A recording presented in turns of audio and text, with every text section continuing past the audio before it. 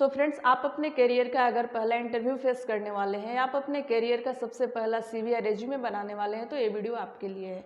इस वीडियो में हम डिस्कस करने वाले हैं कि अगर आप एक फ्रेशर्स हैं, फ्रेशर से मेरा मतलब है कि आप अभी अभी कॉलेज पास किए हैं और अपने करियर का पहला जॉब इंटरव्यू फेस करने वाले हैं, जॉब देने वाले हैं, तो आपको अपने सीवी यानी कि रेज्यूमे बनाते टाइम किन किन पॉइंट्स को ध्यान में रखना चाहिए और किस फॉर्मेट में आपको अपने सीवी को बनाना चाहिए ताकि जो भी आपके रेज्यूमे सीवी को पढ़े देखे तो इम्प्रेस हो और आपको इंटरव्यू के लिए कॉल करे या कॉल पे बुलाए।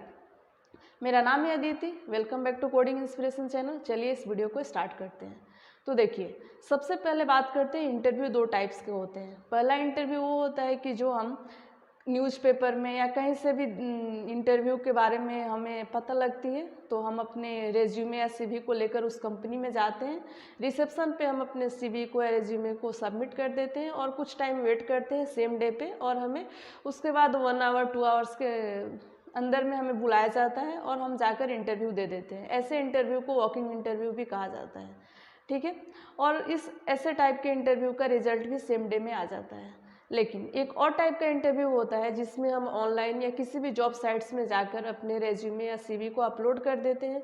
वहाँ से वो लोग 1 वीक 2 वीक्स या 1 मंथ भी लग जाते हैं। उसके बाद हमारा सीवी जब शॉर्टलिस्टेड हो जाता है तो हमारे पास कॉल आता है इंटरव्यू का और हम जाकर इंटरव्यू देते हैं, जिसका रिजल्ट सेम डे में नहीं आता है, उसके रिजल्ट आने में भी टाइम लगता है। तो यहाँ पे आप देख रहे हैं कि जो सेकेंड टाइप का इंटरव्यू है, इसमें अगर हमारा रेज्यूमे या सीवी उस फॉर्मेट में ना रहे, यानी कि जो भी हमारा सीवी या रेज्यूमे पढ़ रहा है, देख रहा है, शॉर्टलिस्टेड जो करने वाला है, उसको अगर हमारा रेज्यूमे पसंद ना आए तो हमारे लिए या हमें कभी कॉल ही नहीं करेगा इंटरव्यू फेस करने के लिए।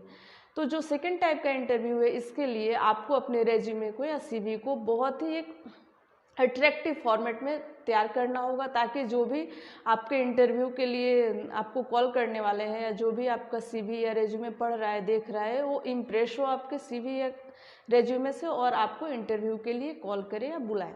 तो चलिए सबसे पहले बात करते हैं फ्रेशर रेज्यूमे क्या होता है। तो देखिए, फ्रेशर रेज्यूमे ऐसे रेज्यूमे होते हैं जो अभी अभी कैंडिडेट ग्रेजुएशन पास किए हैं या हाई स्कूल पास किए हैं, वो अपना जो भी सीवी या रेज्यूमे बनाते हैं तो उसमें उनके पर्सनल स्किल्स या जो भी उनकी एबिलिटी होती है जो खुद से वो सीखे रहते हैं। यानी कि मान लीजिए अगर आपके घर में कंप्यूटर है तो आप वहाँ से वर्ड सीखे हैं, एक्सेल सीखे हैं, या आपके कॉलेज में आपको एचटीएमएल सिखाया गया है, तो ये आपके स्किल्स हो गए, आपके एबिलिटीज़ हो गई।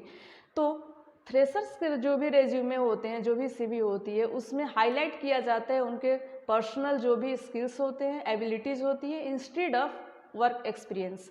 तो ऐसे रेज्यूमे जिसमें आपके स्किल्स और आपके पर्सनल एबिलिटी को डिस्क्राइब किया जाता है, हाईलाइट किया जाता है instead of work experience, freshers resume कहलाता है। नेक्स्ट बात कर लेते हैं फ्रेशर्स के लिए कौन सा फॉर्मेट सही रहता है रेज्यूमे या सीवी बनाने के लिए। तो देखिए, जो लोग फ्रेशर्स हैं उनको अपने रेज्यूमे यानी कि सीवी बनाने के लिए फंक्शनल रेज्यूमे फॉर्मेट का यूज़ करना चाहिए, क्योंकि फंक्शनल फॉर्मेट रेज्यूमे जो होता है इसमें कैंडिडेट अपने पर्सनल स्ट्रेंथ, पर्सनल एबिलिटी, जो भी उनके पर्सनल स्किल्स होते हैं जो खुद से या कॉलेज में सीखे रहते हैं या फिर कहीं पे सर्टिफिकेट कोर्स किए रहते हैं, ये जो सारी चीज़ें हाईलाइट होती है ये फंक्शनल रेज्यूमे फॉर्मेट में हाईलाइट किया जाता है। तो जो लोग फ्रेशर्स हैं यानी कि जो लोग अभी अभी कॉलेज पास आउट किए हैं, उनको अगर अपने रेज्यूमे या सीवी को बनानी है तो उनको फंक्शनल रेज्यूमे फॉर्मेट का यूज़ करना चाहिए। नेक्स्ट बात करते हैं कि जो फ्रेशर्स कैंडिडेट है उनको अपने रेज्यूमे या सीवी बनाते टाइम किन किन पॉइंट्स को फॉलो करना चाहिए ताकि उनके जो भी रेज्यूमे या सीवी है उनको सिलेक्ट किया जाए, शॉर्टलिस्टेड किया जाए और इंटरव्यू के लिए बुलाया जाए।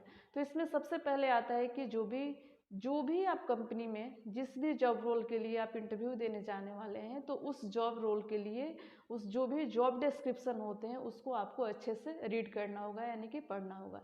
क्योंकि यहाँ पे एक चीज़ मैं आपको बता देना चाहूँगी कि जब आप इंटरव्यू देने जाते हैं तो कुछ बेसिक क्वेश्चंस है, जैसे कि tell me about yourself, ऐसे कुछ बेसिक क्वेश्चंस को छोड़कर देखा जाए तो आपको जो भी क्वेश्चन किए जाएंगे आपके रेज्यूमे से बेस्ड होंगे। यानी कि आप जो कुछ भी रेज्यूमे में मेंशन किए रहेंगे, जो कुछ भी आप अपने रेज्यूमे में लिखते हैं, उसी के ऊपर बेस्ड करके आपको क्वेश्चन किए जाएंगे। तो ये बहुत ज़रूरी है कि जब आप अपने रेज्यूमे या सीवी बना रहे हैं या जिस भी जॉब के लिए, जिस भी कंपनी के लिए आप अपने रेज्यूमे या सीवी बना रहे हैं, तो उस कंपनी के बारे में आपको सब कुछ रिसर्च कर लेना चाहिए। यानी कि आपको किस जॉब रोल के लिए आपको अप्लाई करना है, किस जॉब रोल के लिए आपको इंटरव्यू देने जाना है, वहाँ पे टाइमिंग क्या है, जितने भी डिटेल्स है उस कंपनी के बारे में, उस जॉब के बारे में आपको रिसर्च करके अपने सीवी को या रेज्यूमे को तैयार करना चाहिए। क्योंकि बेसिक क्वेश्चन के अलावा जो भी क्वेश्चंस किए जाएंगे आपसे वो सारे आपके रेज्यूमे पे बेस्ड होंगे।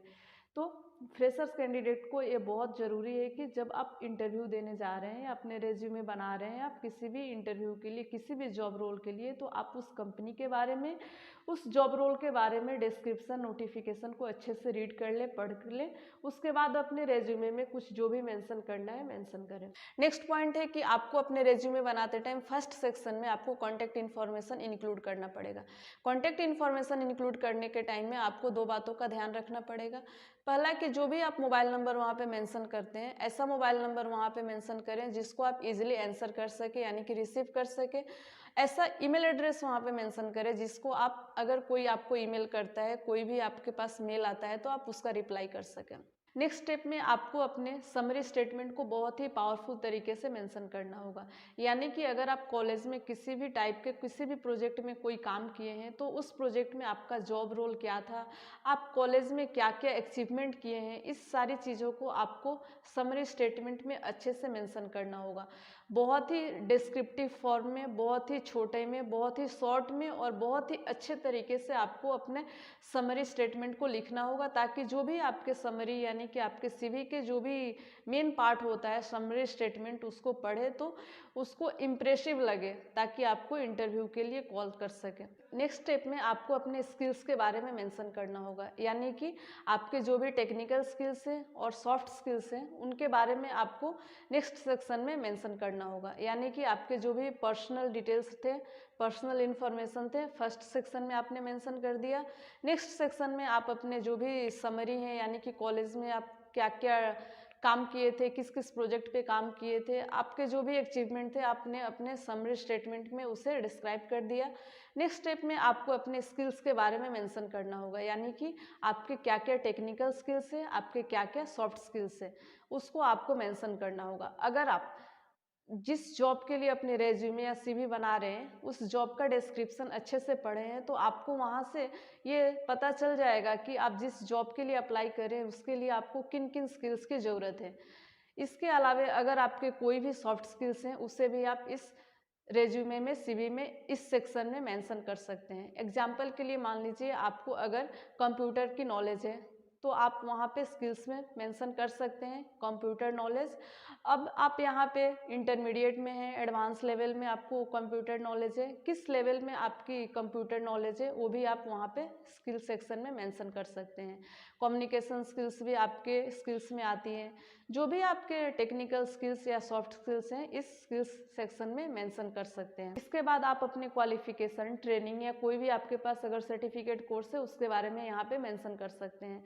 एग्जाम्पल के लिए आप स्क्रीन पे देख सकते हैं, यहाँ पे आपको अगर कॉलेज में किसी भी टाइप का कोई भी प्राइज़ मिला है उसके बारे में भी इस सेक्शन में आप मेंशन कर सकते हैं। नेक्स्ट सेक्शन में आपको अपने वर्क एक्सपीरियंस के बारे में मेंशन करना होगा। आपका CV as a functional resume format में है, यानी कि आपका सीवी फ्रेशर्स के लिए बनाया गया है। इसका मतलब ये नहीं है कि आपके पास वर्क एक्सपीरियंस नहीं है। अगर आप अपने कॉलेज में किसी प्रोजेक्ट में काम किए हैं, तो उस प्रोजेक्ट के बारे में, उस प्रोजेक्ट का नाम लिखकर आप अपने जॉब रोल के बारे में, यानी कि उस प्रोजेक्ट में आप क्या किए थे उसके बारे में मेंशन कर सकते हैं, और यही आपका जॉब एक्सपीरियंस होगा। आपका सीवी यानी कि रेज्यूमे फ्रेशर्स के लिए बनाया जा रहा है, इसका ये मतलब नहीं है कि आपके पास कोई स्किल्स नहीं है, आपके पास नॉलेज नहीं है, या आपने किसी भी टाइप का कोई काम नहीं किया है। अगर आप कॉलेज में किसी भी वर्क में, किसी भी फील्ड में कोई भी काम किए हैं, उसके बारे में भी इस पार्ट में, इस सेक्शन में मेंशन कर सकते हैं। हम जब कॉलेज में रहते हैं तो बहुत सारे ऐसे प्रोजेक्ट में काम करते हैं या प्रोजेक्ट कराया जाता है हमारे कॉलेज में, जिसके बारे में हम इस सेक्शन में मेंशन कर सकते हैं, ताकि जो भी आपका रेज्यूमे पढ़े उसको लगे कि हाँ आपके पास ये स्किल्स है, आप इस फील्ड में आपको नॉलेज है। एग्जाम्पल के तौर पे आप स्क्रीन पे देख सकते हैं। तो फ्रेंड्स, अगर आप एक फ्रेशर कैंडिडेट हैं तो आपको इसी स्टेप में, इसी फॉर्मेट को फॉलो करके अपना रेज्यूमे यानी कि सीवी को बनाना होगा। सबसे पहला सेक्शन में आपको अपने कॉन्टैक्ट इन्फॉर्मेशन डिटेल्स देने होंगे, जिसमें आपको ऐसा मोबाइल नंबर, ईमेल एड्रेस देना होगा जिस पे आप रिप्लाई कर सके, क्विकली रिप्लाई कर सके। दूसरे स्टेप में आपको अपने जो भी समरी है या जो भी प्रोजेक्ट में आपने काम किया है कॉलेज में, या जो भी आप खुद से अपने घर में अपने कंप्यूटर में जो भी काम किए हैं उसके बारे में आपको अपने समरी में मेंशन करना होगा। आपका समरी जो होगा बहुत ही स्ट्रांग होना चाहिए, बहुत ही छोटा होना चाहिए, लेकिन जो भी आपका समरी पढ़े वो इम्प्रेस हो, ऐसा आपका समरी होना चाहिए। फ्रेंड्स, इन सारे स्टेप्स को फॉलो करने के बावजूद भी आपको कुछ चीज़ें ध्यान में रखनी होगी। सबसे पहले कि आपको अपने हॉबीज़ और इंटरेस्ट को भी अपने रेज्यूमे में मेंशन करना होगा, यानी कि आपकी क्या हॉबीज़ है, आप किस में इंटरेस्ट रखते हैं, इसके बारे में भी आप अपने रेज्यूमे में मेंशन कर सकते हैं। सेकंड चीज़ें जो आपको ध्यान में रखनी है कि आपका अगर रेज्यूमे एज अ फ्रेशर से यानी कि फंक्शनल फॉर्मेट रेज्यूमे है तो आपका रेज्यूमे 1 पेज से ज़्यादा नहीं होना चाहिए, आपका रेज्यूमे 1 पेज में ही होना चाहिए। तो फ्रेंड्स, इन सारी चीज़ों को ध्यान में रखकर अगर आप अपना रेज्यूमे CV बनाते हैं तो आपको इंटरव्यू के लिए कॉल आ सकता है। आपका जो भी रेज्यूमे होगा, आपका जो भी CV होगा, वो जो पढ़ेगा या देखेगा वो इम्प्रेस होगा और आपको कॉल करने के बारे में सोचेगा, यानी कि इंटरव्यू के लिए आपको बुलाने के बारे में सोचेगा। तो बस आज के इस वीडियो में इतना ही। मुझे उम्मीद है कि ये वीडियो आप लोग के लिए यूजफुल रहा होगा। अगर वीडियो यूजफुल रहा हो तो प्लीज़ इस वीडियो को लाइक कर दीजिएगा, शेयर कर दीजिएगा और मेरे चैनल को अगर आप अभी तक सब्सक्राइब नहीं किए हैं तो सब्सक्राइब कर लीजिएगा। Thank you.